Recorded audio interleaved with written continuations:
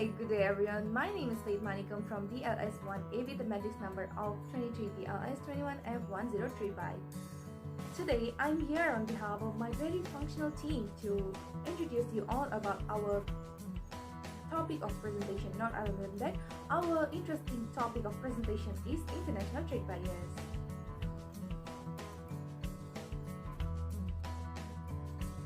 Here are my most cooperative and supportive team members who were so helpful for me to finish this presentation without struggles. Good morning, my name is Sri Vishnu son of KUMARA. I am from DLS 2B. My number matrix is 23 DLS 19F 2092. Hi all, my name is MANICKAM from DLS 1A with the matrix number of 23 DLS 21F 1035. Saudara Malayandi here. My matrix number is 23 DLS 21 F1059. My name is Vishan MENON, anak lelaki SIVAKUMARA. I'm from DLS 1A. My matrix number is 23 DLS 21 F1011. Syahira HARICHANDRAN. I am from DLS 1A with my matric number 23 DLS 21F1069. I'm glad to inform you all that our presentation is full of points, contents, explanations, and examples. These are the contents of our presentation: introduction of international trade barriers, type of trade barriers, examples of trade barriers, advantages and disadvantages of trade barriers, and finally, effects of trade barriers. Hi all, today I'm gonna introduce you all about international trade barriers. International trade barriers is the exchange of capital, goods, services across all international borders and territories, and government-induced restriction on international trade.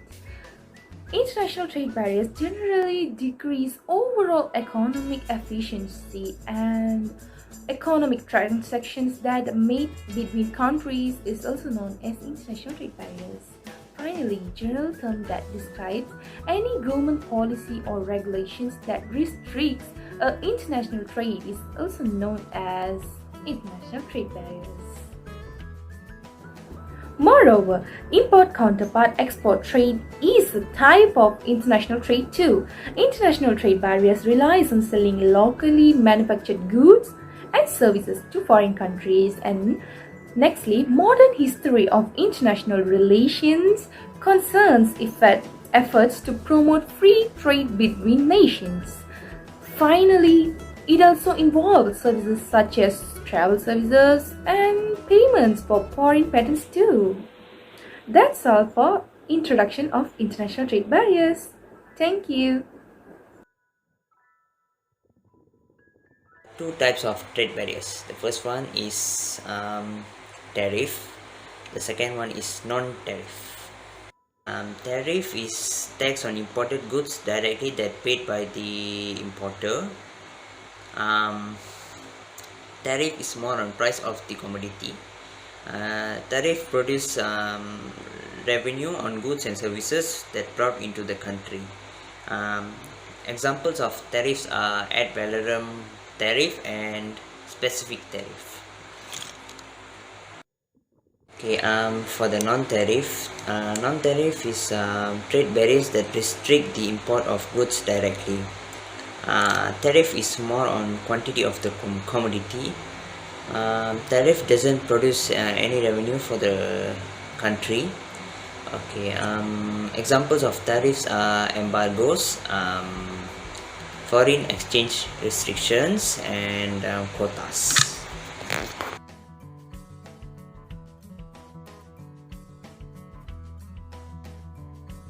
Hi, my name is Syahira HARICHANDRAN. I am from DLS 1A. My matric number is 23 DLS 21 F1069. Today, I am going to talk about example of non-tariff barriers and tariff barriers. Example of non-tariff barriers are quotas. Quotas is a numerical limit on a quantity of goods that can be imported or exported during a specific time period. The quantity may be started in the license of the firm. If the importer imports more than specific amount, he has to pay penalty or fine. Next, subsidies. Subsidies, it is a payment made by the government to the domestic producer so that they can compete against foreign goods. It can be cash trends, subsidized input prices, tax holiday, government equality, and extra. It helps a local firm to reduce costs and gain control over the market. Other than that, local content requirement is also a non-tariff barrier. Local content requirement is a legal regulation which states that a specific amount of commodity must be supplied in the domestic market by the producer. It is used to help local labor and domestic suppliers of goods. Next, the last is currency control. Government may impose restrictions on currency in order to import goods. Countries have to make payment in foreign country which are acceptable worldwide. For example, USD dollar, European euro, and Japanese yen. The government can put a limit on the amount of money that can be converted in foreign countries or ask a company to apply the license to obtain such currency. Next is example of tariff barriers. The first one is import tariff or duty. It is a custom duty imposed by the importing country. For example, the tax imposed on goods imported. It is levied to raise revenue and protect domestic industries. The next is export tariff. It is a duty imposed on goods by the exporting country on its exports. Generally, certain mineral and agriculture products are taxed. Other than that, transit duties is also one of the example of non-tariff barriers. Transit duties is a levy on commodities that originate one country, cross another, and are organized to another.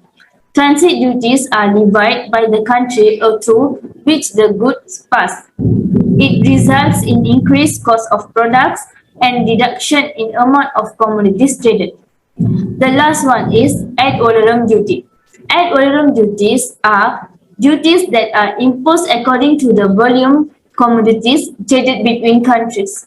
It is generally a fixed percentage of the invoice value of the goods traded.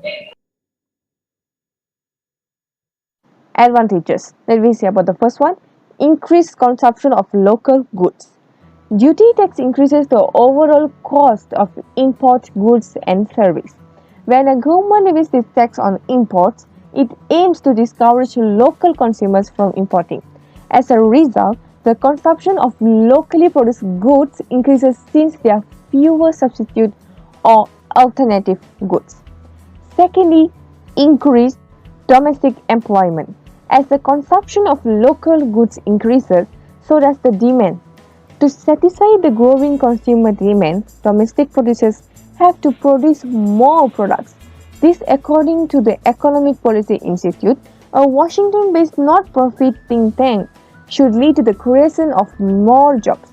With more jobs available, unemployment rates will go down, and previously, unemployment people will have income they can use to improve their welfare.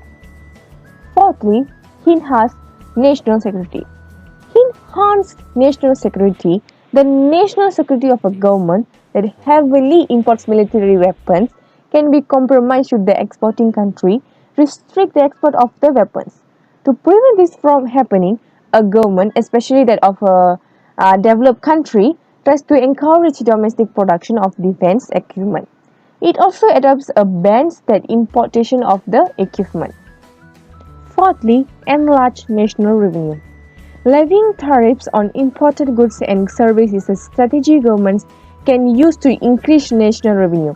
The duty from imports goes directly to the government's revenue collection agency. Although tariffs are generally designed to discourage importation, some goods, such as the apparel, are so essential imports won't give them up.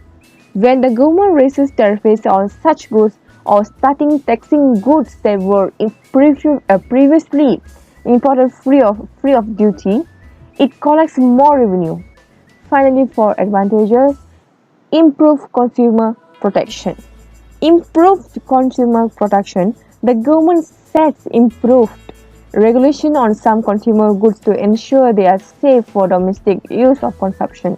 When importing foods, medicines or cosmetics, for instance, importers must ensure the manufacturer's products or handlers or these products are registered. The imports must also be inspected by the FDA before they are allowed into the country. The disadvantages of trade barriers. Barriers result in higher costs. Trade barriers result in higher costs for both customers and companies. As a manufacturer or distributor, you may need to pay more goods required to run your business smoothly.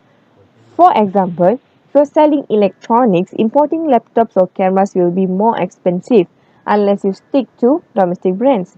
Therefore, you will need to raise the prices customers must pay. For instance, the proposed increased tariffs of Chinese imports in 2018 could result in a higher price next time you are in the market to buy your next smartphone, tablets, or laptops. Secondly, limited product offering. With free trade, customers have access to more products than ever before, including high-end goods that were not otherwise available in their region. Imposing trade barriers has the opposite effect.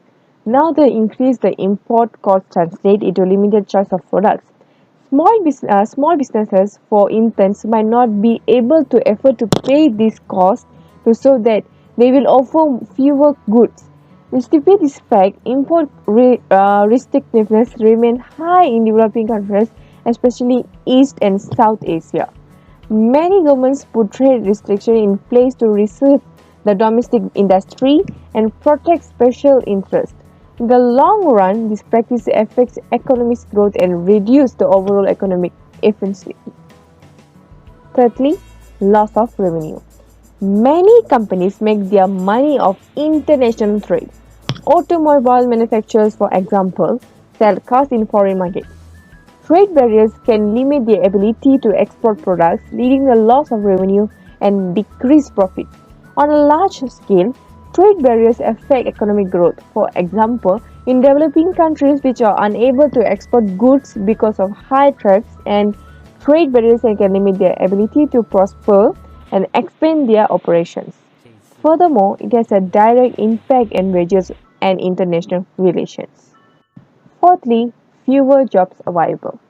Nowadays, many organizations have offices and factories in multiple locations across the world, which allow them to employ locals and pay higher wages compared to the national average. Trade barriers limit their expansion and affect the labor market. As a result, fewer jobs will be available for those living in developing countries. Final and the last disadvantages of trade barriers is higher monopoly power. Free trade promotes competition among different countries, which force local companies to keep product prices at reasonable levels. Trade barriers have the opposite effect. They increase monopoly power and limit competition, allowing producers to charge higher prices. Additionally, limiting the competition leads to inflation, causing a decline in customer spending power. It might also stifle innovation since protection provides the incentive for a company to invest in technological advances. Since there are less incentive to provide superior products, quality will decline over time. The effect of the trade barriers is trade barriers such as taxes on food, imports or subsidies for farmers in developed economies leads to overproduction and dumping on world market, thus lowering prices and hurting poor countries' farmers. Trade barriers can limit the choices of products and therefore would force customers to pay higher prices and accept inferior quality. Trade barriers generally favor rich countries because this country tenders international trade policies. The Trump administration has enacted tariffs on imported solar panels washing machine, steels and aluminium plans to impose on the Chinese imports and investigation further tariffs on imports and automobile imports. Rather than erected barriers to trade that will negative economic consequences, policymakers should not promote free trade and the economic benefits it brings. Trade barriers are often criticized for the effect they have on the developing world because rich countries players call most of the and set trade policies goods such as crops and that developed countries are best at producing still face higher barriers such as taxes on food imports and or subsidies. Farmers in developed economies leads to our products dumping on world market, thus lowering prices and poor country farmers. Tariffs also tend to be anti-poor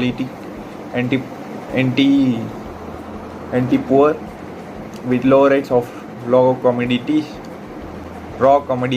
and high rate of labor intensive processed goods. The commitment to develop index measures that the effect rich country trade policies actually have on the developing world. Trade barriers are mostly a combination of conformity and per shipment requests abroad and weak inspection or certification procedure at home. The impact of trade barriers on companies and countries is highly uneven. One particular study shows the small firms are most affected, over 50%. Of trade barriers or logistics. The first one is trade barriers restricts free trade. Free trade promotes competition among different countries, which forces local companies to keep product prices at a reasonable level. Trade barriers have the opposite effect as well. They increase monopoly power and limit competition, allowing producers or firms to charge higher prices. Conclusion: trade barriers make trade so much easier between countries. It has its benefits when it comes to producing more of a product and making more money from tariffs from products being taxed. Each trade barrier has its own purpose when it comes to helping trade. In the end, trade barriers make all the complicated stuff that goes along with the trading a little bit easier on the producer. Trade barriers are very important when it comes to the international trade. It makes things easier. Thank you.